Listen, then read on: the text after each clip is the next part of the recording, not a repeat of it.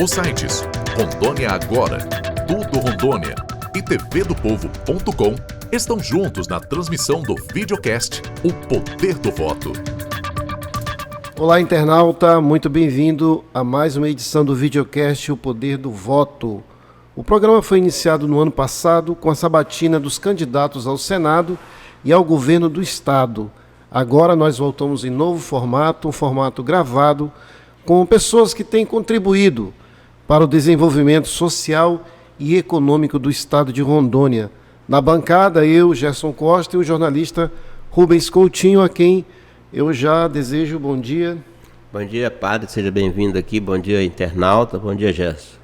Hoje nós estamos recebendo no programa o padre Geraldo Siqueira. Ele é pároco da paróquia Nossa Senhora do Amparo e ele vem conversar conosco sobre um tema muito importante, grave, que é a fome, a insegurança alimentar no estado de Rondônia. Dados alarmantes que todas as pessoas de classes sociais precisam contribuir, principalmente o poder público, para dirimir essa gravíssima problemática aqui na nossa capital, Porto Velho, e no estado de Rondônia. Muito bem-vindo, padre. Obrigado pelo convite, saúdo a todos os seus ouvintes, pessoas que estão interagindo conosco. Você pode participar conosco mandando um e-mail para o programa opoderdovoto@rondoniaagora.com. Lá você pode encaminhar suas sugestões de entrevistas, suas perguntas ou até mesmo uma denúncia para que possamos apurar e levar ao ar aqui no programa O Poder do Voto. Você também pode nos seguir nas redes sociais, no Instagram e também no Facebook. Estaremos transmitindo esse programa a partir das segundas e quartas, Tudo Rondônia, Rondônia Agora, TV do Povo e em nossas redes sociais do videocast O Poder do Voto. Já iniciando a parte da entrevista, padre, fale um pouco do trabalho que o senhor tem desenvolvido na paróquia Nossa Senhora do Amparo, com apoio da comunidade, para ajudar as pessoas que estão em vulnerabilidade. Então, se me permita, eu gostaria de reportar o início da paróquia Nossa Senhora do Amparo aqui no bairro, né? Foi o tempo da ocupação, onde todos nós conhecemos a história. E naquele tempo, a arquidiocese de Porto Velho, então o arcebispo Dom José Martins, ele já fez uma opção de estar do lado daquelas famílias que estavam sendo ameaçadas de ser despejadas. E naquele contexto, somente a igreja que conseguiu ficar do lado dessas famílias. E foi um momento muito marcado por dor. É só a gente pesquisar aí no histórico da cidade, como nasceu o bairro Agenor de Carvalho.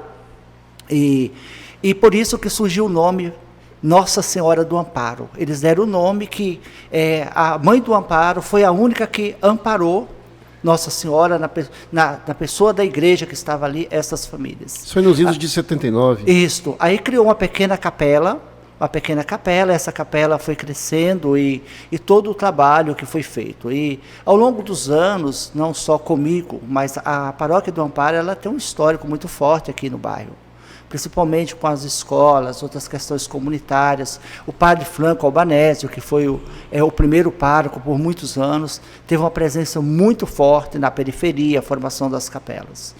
E a primeira coisa que eu gosto de dizer, sim, nossa igreja não somos assistentes sociais, a gente faz caridade, e fazer caridade está no DNA do cristão. Ou a gente faz caridade ou não somos cristãos. Então, assim, fazer caridade, você acolher, ajudar naquilo que é possível, não é uma questão de escolha. É uma questão de ser igreja, ser humano. E a gente vai fazendo aquilo que é possível, vivendo o evangelho, na solidariedade, acolhendo e, acima de tudo, olhando a pessoa como gente. Hoje, qual o maior problema aqui que o senhor enfrenta juntamente com a comunidade religiosa em relação ali àqueles bairros ao redor da paróquia? O que está acontecendo hoje? Qual o maior problema? É a fome mesmo? Eu até brinco, né? A fome, ela é fruto de várias coisas. Um dos problemas, por exemplo, é a falta de incentivo da agricultura familiar. É um problema. Um estado onde ela tem a sua opção econômica mais para a monocultura, mais para o agronegócio, a agricultura familiar ela fica muito desvalorizada. Falta incentivo, falta apoio. Isso gera fome, porque encarece os produtos, nós tivéssemos uma grande demanda aqui em volta. Outra questão também, questão da água. Como você vai ter uma horta em casa, no verão você não tem nem água para beber, nas periferias. Nossos poços, eles secam. Eu estou vindo agora conversando com as irmãs, um dos projetos nossos é incentivar as hortas caseiras. Eu falava, irmã, como nós vamos incentivar? Chega no verão, as pessoas não têm água nem para tomar banho, como vai aguar a planta? São realidades. Outro problema que vem junto com a fome é a questão da saúde. Aonde você não tem saneamento básico, você não tem acesso, você adoece. Uma pessoa que está com a imunidade baixa, ela adoece mais, fica mais vulnerável. Esse é um problema sério. Outro problema, eu digo assim, a questão da fome, pelo que a gente vê. Aqui no Brasil, não diferente de Porto Velho, a fome ela tem cor. Principalmente as pessoas que vêm de origem indígena ou negra. São as pessoas mais vulneráveis, não têm acesso à educação. Ela tem sexo, principalmente nas famílias chefiadas por mulheres, que não ganham, às vezes exercem o mesmo trabalho do homem e não ganham a mesma qualidade. E a fome ela tem lugar, principalmente nas periferias, e sem contar na região Amazônia, que para mim foi uma surpresa, aonde que a insuficiência da insegurança alimentar se aumenta cada vez mais. E sobre esse fato, padre, só interrompendo que o Rubinho trouxe um dado muito importante, há uma polêmica em torno, o senhor trazendo esse dado, de que a gente sofre um dos maiores índices de insegurança alimentar aqui em Rondônia e, ao mesmo tempo, o Poder Legislativo parece que aprovou uma lei dando aí um direito a R$8 mil para cada parlamentar se alimentar. Está em discussão, inclusive nas redes sociais, uma grande reação contrária de que a Assembleia Legislativa aprovou uma resolução que aumentaria para R$8 mil a verba de auxílio alimentação que cada parlamentar teria, né? E também eu vi nas redes sociais que essa discussão em torno disso faria com que a mesa voltasse atrás e cancelasse esse reajuste dessa verba de alimentação. Porque se você imaginar R$8 mil por deputado, eu não acredito que um deputado, por mais comilão, por mais glutão que ele seja, ele consiga comer R$8 mil em alimento. Né? É algo absurdamente sem lógica. Né? Se ele comer no restaurante mais caro do estado de Rondônia, todo dia, almoço e janta, ele não consegue dar conta dessa verba. Então, é uma situação que eu acredito que o presidente vá voltar atrás nessa situação da Assembleia, né? Que tem a ver com essa discussão com o padre aqui, porque mostra falta um alinhamento da realidade, né? Com a situação. E eu lembro muito do Helder Câmara, né, que os senhores que são pessoas que estudam, pesquisa, conheceu a figura de Helder Câmara, né? Um dia Helder disse, olha, quando eu dou comida aos pobres, me chamam de santo. Mas o dia que eu pergunto por que eles passam fome, me diz que eu sou comunista. Né? Porque a gente não pode perguntar por que o pobre passa fome. Porque um país que produz tanto como o Brasil, um estado como o nosso, nós temos terras boas, temos um clima bom, a gente tem tudo, um povo bom, abençoado, e por que a gente ainda vive situações como esta? E se alguém achar que não existe fome, eu convido para passear nas periferias de Porto Velho. Padre, o senhor tem números, assim, um quadro da situação em Porto Velho? De pessoas, do número de pessoas que têm essa dificuldade de obter alimentação no dia a dia, pelo menos 3 refeições que seriam...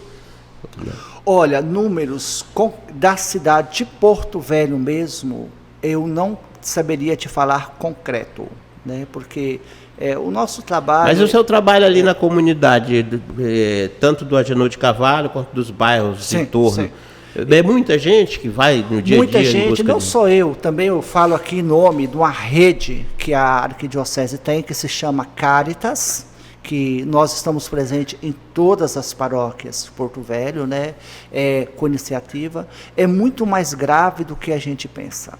É muito mais sério a situação da fome. Eu comentava ali, antes de entrar aqui, toda vez que a gente vem numa entrevista, que a gente fala do projeto que está ajudando, eu fico com o coração cortando com medo de vir.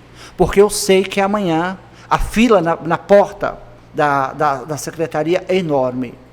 E a gente chega um tempo que você não tem o que fazer. Os teus braços são curtos. E você que está me ouvindo, e nós aqui, que temos o privilégio, entre aspas, que deveria ser direito de todos, de chegar de manhã e dizer, hoje se eu quero comer um pedaço de carne ou de peixe, nós estamos entre os 43% da população brasileira privilegiada. Porque nós, quando temos a oportunidade de chegar e sentar num restaurante, olhar um cardápio, escolher o que quer comer, eu sou um privilegiado. E isso está concreto aqui. Principalmente nas periferias. E a fome, ela tem uma característica muito interessante. Talvez a pessoa, ela está até bem vestidazinha, mas a realidade dela é pior, porque é muito vergonhoso para um pai de família, para uma mãe de família, falar que ele não tem condições de prover o necessário para a sua família. É muito vergonhoso. Tem pessoas muito próximas da gente que está passando necessidade séria. Dentro da minha igreja mesmo, lideranças que trabalham comigo, que, por exemplo, tem uma quermesse, a pessoa não pode comprar um lanche ali, não é porque ela não quer, não tem mesmo, não tem. Então o problema é mais sério. Junto com a fome, salário mínimo. Você que ganha um salário mínimo, tem 4 filhos, paga aluguel, paga luz, paga água, essa pessoa come? Tem que ser um mágico, né, para conseguir dar conta disso. Padre, mas o senhor sabe que existe uma elite idiota, uma elite tapada, uma elite imbecil, tanto no Brasil quanto na nossa cidade, no nosso estado, que insiste com um discurso fascistoide de que em Rondônia, que em Porto Velho, quem passa fome é porque quer. É porque é preguiçoso, porque não quer trabalhar, porque tem aí o Rio Madeira, que teria peixe, não sei de onde que eles inventam isso, né? Que basta pedir para capinar um quintal que vai conseguir. O senhor já deve ter ouvido por aí esse discurso, né? Sim. Pois é, esse tipo de discurso, como é que o senhor é um homem que trabalha diretamente com pessoas que passam fome, como é que o senhor vê esse discurso fascista? Quando eu escuto isso, a primeira coisa que me dá é uma dor no coração, uma indignação. Às vezes, não tenho vergonha de falar, eu choro. Porque é muito fácil eu falar do lugar aonde eu estou, mas não falar do lugar que o outro está. Eu creio que resume isso, falta de empatia, falta de humanidade, falta de viver o Evangelho. E o pior, o que mais me assusta, é que a maioria de nós falamos que somos cristãos. E eu seja evangélico, ou seja católico, ou seja de outra denominação, fala que é cristão e com a postura que vai contra o Evangelho. O Evangelho. Porque o Evangelho não se vive com teoria, é com prática. É na praxis. E claro, a igreja, as instituições da sociedade, nós não podemos assumir o papel do governo. Claro, o governo tem que fazer o papel dele. Mas se o governo não faz, ou mesmo que faz, nós também não podemos ser indiferentes. Que é um mandato do próprio Senhor, quando a multidão estava com fome. Dai-lhe vós mesmo de comer. Nós também podemos fazer alguma coisa. Acima de tudo, formar consciência. Também uma questão muito séria. A gente tem que educar também com a questão da alimentação. A gente joga muita coisa fora, que poderia ser reaproveitada. O nosso quintal, por mais que nós somos pobres, mas dá para a gente arrumar também uma lata de tinta, enchê-la de terra, colocar lá um pouco de esterco, plantar 4 pés de cebola, um pé de couve, dá para a gente fazer isso também. Então, assim, para quem tem quintais. Agora, quem vive de aluguel também não consegue. Mas aqui, graças a Deus, a maior parte das pessoas não moram em prédiozinho, né?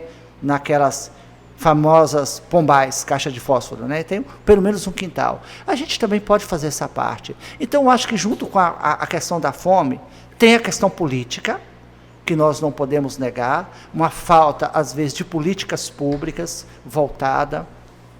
Tem a questão o senhor já também... buscou essa articulação junto ao poder público, tentar junto à igreja, junto ao poder público, particular essa questão aí? Eu acho que a igreja sempre ela foi muito atuante nessa questão, não de forma isolada. Por exemplo, quando nós lutamos muito pela questão a igreja assumiu a questão da corrupção, da compra de voto, todas são tentativas, projetos que fazem, iniciativa, né? A igreja sempre ela tem feito muito isso. Agora a igreja ela quer dialogar com o Estado, não com pessoas, porque nós somos igreja. Então quem tem que resolver o problema é a política, é o Estado, o município, não a gente fechar, por exemplo, com representante de A ou de B ou de C. Não, a questão da fome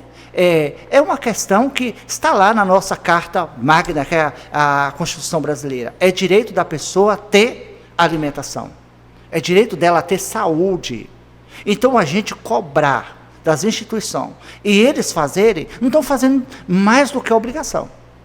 Não estão fazendo mais que a obrigação. E tem que ser cobrado, tem que ser feito. E na prática, padre, da sociedade, por exemplo, o que eu, jornalista, classe média baixa, né, que não passo fome, tenho um poder aquisitivo pequeno, mas tenho, o que eu posso fazer, o gesto, o que as pessoas podem fazer para ajudar esse seu projeto aí, diretamente? Eu acho que o senhor já está fazendo uma grande contribuição. Chamar para o debate, formar consciência, uma imprensa imparcial, uma imprensa que provoca, mostra as alternativas, a capacidade que vocês têm de formar consciência é muito grande. Isso é muito bom. Ajudar as pessoas a compreender dos seus direitos, debater o assunto, não política partidária, mas a política como o direito do cidadão, construir um mundo melhor. Eu acho que isso é uma grande contribuição. Eu digo para uma coisa assim, para mim é muito séria. Antes da gente dar alguma coisa, ofereça você mesmo. Você mesmo. Às vezes um tempo que eu posso fazer, uma visita, uma conversa.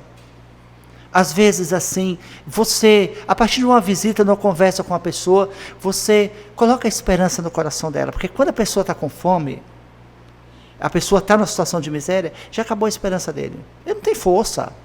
Não tem. Cara, é a coisa mais humilhante. É você não ter o mínimo na sua casa. Não tem. Como você não tem coragem de dar a cara. E pela minha experiência, os verdadeiros pobres, eles não pedem porque têm vergonha. Os verdadeiros... Porque uma coisa que eu vou falar aqui que é muito polêmica. Assim... Uma coisa é o trabalho que a gente tenta fazer junto às famílias. Por exemplo, eu não tenho como atender a demanda dos moradores de rua. Porque eu vou dar uma cesta para o morador de rua e não tem onde cozinhar. Isso aí é outro problema que o município tem que encarar, tem que ter, sei lá, um albergue, um restaurante popular. Separa bem isso, alguma né? coisa. Eu tenho que separar isso. Chega um morador de rua lá, me pede alguma coisa, se eu tiver comida pronta, eu puder oferecer um prato de comida feito, agora, eu dar uma cesta básica para o morador de rua, vai resolver o problema dele? Vai acabar trocando por outras coisas. Aí eu teria que dar a ele um fogão, teria que dar uma casa. Exato. Então, assim, o nosso trabalho também, que a gente tenta fazer, é um trabalho que não se torna um excesso, um eterno assistencialismo. A gente seleciona as famílias que precisam, a gente visita ela, conversa, ver também quem é que pode trabalhar, tenta mostrar essas pessoas, e ajudar ela a fazer um currículo para deixar numa empresa, falar para ela o que ela pode fazer. Então, eu acho que isso também é mais importante você só dar comida. Porque às vezes a gente faz a caridade também por desencargo de consciência. E não é isso.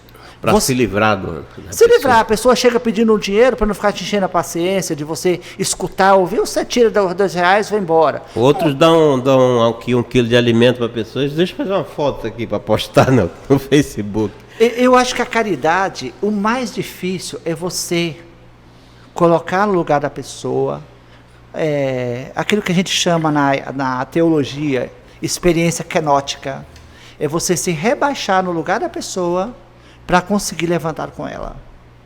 E este é um grande desafio. Grande desafio. Quando você... eu estava conversando, até para fazer caridade a gente tem que pensar. Vou levar uma cesta básica. E aí, a pessoa é diabética. Eu vou levar só coisa que ela não pode comer, vai resolver o problema dela? Não vai. Eu vou ajudar a pessoa. Chega lá, o cara não pode alimentar daqueles alimentos que eu levo. Então, se eu quero fazer caridade, eu tenho que conhecer. Eu tenho que conhecer para me fazer a caridade. Não pode ser por desencargo de consciência, não pode. Aí eu vou, uma pessoa que a família, por exemplo, é diabética, cheia de problema. Aí eu vou levar açúcar, vou levar macarrão, vou levar arroz. Ela precisa de comer coisa que ela pode comer. Vou levar bolacha. Então, se eu quero fazer uma caridade organizada, que vai ajudar a pessoa, eu tenho que primeiro conhecer a pessoa. Eu tenho que saber qual a necessidade dela. Né? Inclusive, padre, a nossa reportagem fez uma matéria especial sobre a insegurança alimentar, inclusive passou lá na sua paróquia, fez algumas imagens, e nós vamos disponibilizar agora para assistirmos aqui juntos, para depois novamente retomar esse debate.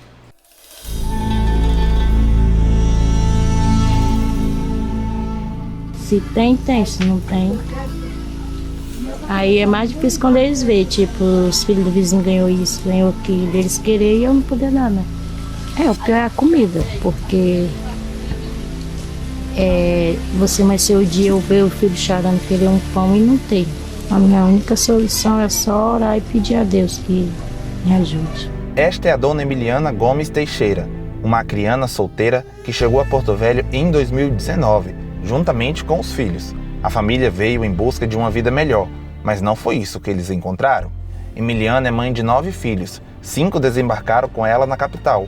Atualmente, eles moram neste pequeno barraco em um bairro de invasão na região leste da capital. Para comer, a única fonte de renda é o Bolsa Família, mas isso não é o suficiente. Agora eu tô vendo só 400, né, porque eu fiz um empréstimo, aí tá descontando, aí tá 440, o meu auxílio. Na verdade, a minha luz aqui foi até cortada por conta de eu não conseguir pagar. É difícil, né? Bem difícil. Mas eu tenho fé em Deus que uma hora Deus vai me abençoar, eu vou conseguir um emprego e minha vida vai melhorar, né? De acordo com o prefeito Hildon Chaves, em seu discurso na abertura do ano legislativo na Casa de Lei de Rondônia, o gestor municipal trouxe um dado impressionante e doloroso. Nós sofremos ainda os efeitos da pandemia, não na questão da saúde, mas na questão do desenvolvimento econômico. 7.000 pessoas em Porto Velho passam fome diariamente. Acredito que talvez esse seja o maior número pela complexidade do município. Quero crer que no interior do estado não esteja neste patamar. Mas como dormir sabendo que nós temos 7.000 pessoas em Porto Velho que não têm o que comer diariamente? A nível estadual, a Rede Brasileira de Pesquisa em Soberania e Segurança Alimentar e Nutricional, Rede Pensan, em 2022, trouxe este número ainda mais chocante, que corrói o estômago de quem sente a dor da fome. De acordo com os dados da pesquisa, 53% das pessoas em Rondônia padecem de algum tipo de insegurança alimentar. Desse total, mais de 15% apresentam o quadro grave, que é o caso da dona Emiliana. Vivendo há 4 anos em Rondônia, ela sofre com a falta do que comer. Para minimizar os impactos desses dados, esta igreja localizada na zona leste da capital mobilizou um grupo sem fins lucrativos para reduzir a fome. O trabalho da igreja dura mais de 4 anos. Com a ajuda de fiéis, eles montaram esta cozinha. Por aqui, mais de 100 voluntários trabalham duro, com um só objetivo: matar a fome de quem precisa.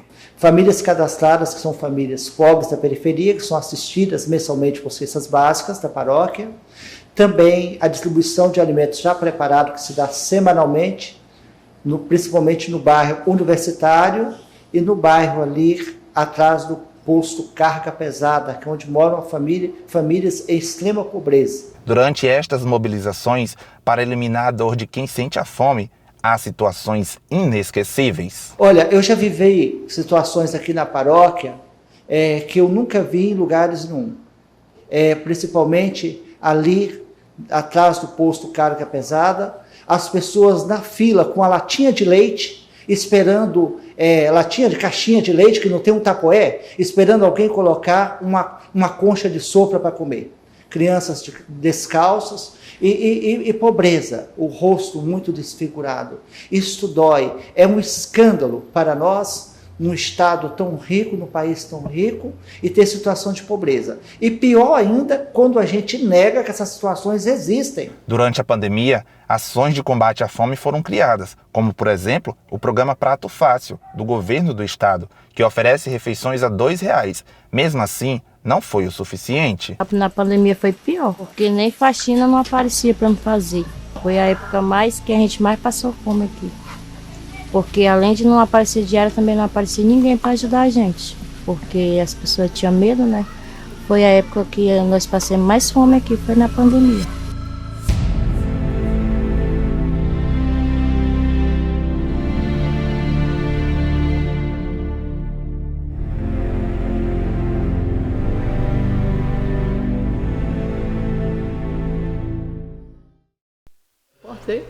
João Muniz. Parabéns aí, uma excelente reportagem. Né? Ele e o Jorge Hennisson que produziram essa reportagem. Aí. Muito bem feita. Gravíssima situação da fome aqui em Porto Velho. O prefeito Hildon até disse que são 7 mil ou mais esse número. Eu acho aí. Que está bastante subestimado esse número, né? Eu também acho. Eu acho que ele foi generoso aí. Outra coisa que nós observamos na matéria, além do trabalho voluntário da Igreja Nossa Senhora do Amparo, tem esse programa governamental, né?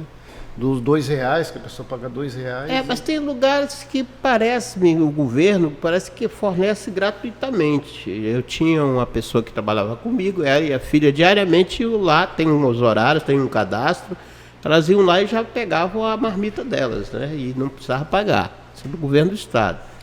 Dito isso, padre Geraldo, a pessoa que está nos assistindo agora, que viu a reportagem lá na sua igreja, do trabalho voluntário, se a pessoa quiser ajudar, não só com o seu próprio esforço, ou também com uma doação, como é que ela pode proceder? Eu creio assim, que cada um de nós podemos fazer alguma coisa. Pode nos procurar a Paróquia do Amparo, também tem outras igrejas, outras paróquias, também igrejas evangélicas que são sérias, que fazem um trabalho bonito. Abra teu coração, meu irmão. Se Deus te deu uma condição melhor, ajude aquele que está mais próximo de você. Seja a Paróquia do Amparo, seja lá outra paróquia do centro, ou seja uma comunidade evangélica também, que tem um trabalho sério, que eu sei que tem muitos irmãos pastores também, que fazem um trabalho sério, que eu tenho o meu respeito. Tem outras pessoas também de outras denominações religiosas que levam a sério. Tem também grupos de instituições assim, organizativas. Ajude. Nós temos que estender as mãos. Agora, antes de você levar uma cesta, dar do seu tempo. Atrás daquela pessoa tem um ser humano que quer um bom dia, que quer um abraço, tem uma pessoa que quer ser escutado, tem uma pessoa que tem uma história. Atrás daquele rosto desfigurado, tem uma história. Não julgue essas pessoas. Olha com um olhar mais humano. Eu tenho certeza que se eu tivesse vivido certas realidades dessas pessoas, eu também estaria na rua. Ou talvez estaria numa situação pior. Porque talvez a vida levou... por um motivo ou outro, essas pessoas tiveram momentos muito difíceis. A nossa paróquia está sempre aberta para receber sua ajuda, receber você, dialogar. Agora, eu falo assim, a gente hoje, o que a gente faz é aonde as nossas pernas conseguiu chegar. A gente gostaria de ir mais longe. Gostaríamos de atender mais pessoas, mas no momento agora, a gente não consegue aumentar os cadastros. Não consegue. Porque chegamos no limite que a gente pode no momento. Quando Deus abrir outros caminhos, a gente alarga mais. Mas agora a gente não consegue. E junto com isso também, se você me permita, claro, na nossa paróquia, nós temos uma casa simples. Eu tinha uma casa lá, a gente arrumou, montou, para acolher as pessoas que estão em tratamento em Porto Velho, que é outro problema. Porque quem vem dos municípios daqui é tranquilo, porque tem as casas de apoio dos seus municípios que acolhem. Agora, esses pobres que vêm fazer tratamento de câncer, que vêm de Roraima, vêm do Acre, vêm de outros cantos, eles não têm casa de apoio aqui em Porto Velho, que é outro problema. E a nossa paróquia, a gente tenta acolher essas pessoas. A gente acolhe, oferece a comida, Tem uma casa simples, que vocês são convidados a conhecer lá um dia também. É uma casa simples. Temos imagens passando. Mas que tem um fogão, tem uma geladeira. As imagens estão passando aí. Tem um lugarzinho que a gente procura acolher essas pessoas. Elas conviver, elas instalar, elas se ajudar. Eu acho que são essas pequenas coisas. Aqui em Porto Velho, a gente pode fazer muito. É pouco, padre? É pouco. São 10 pessoas, 12, muito, que a gente acolhe por vez, mas são 10 pessoas por vez que poderia estar na rua. É pouco. Eu ir lá um dia à noite, sentar uma meia hora, levar uma coisa simples. Tinha uma pessoa que estava deprimida essa semana, chorando. Falei, vamos comprar um pote de sorvete e ir lá sentar com ele. A tua mãe está na UTI, para morrer.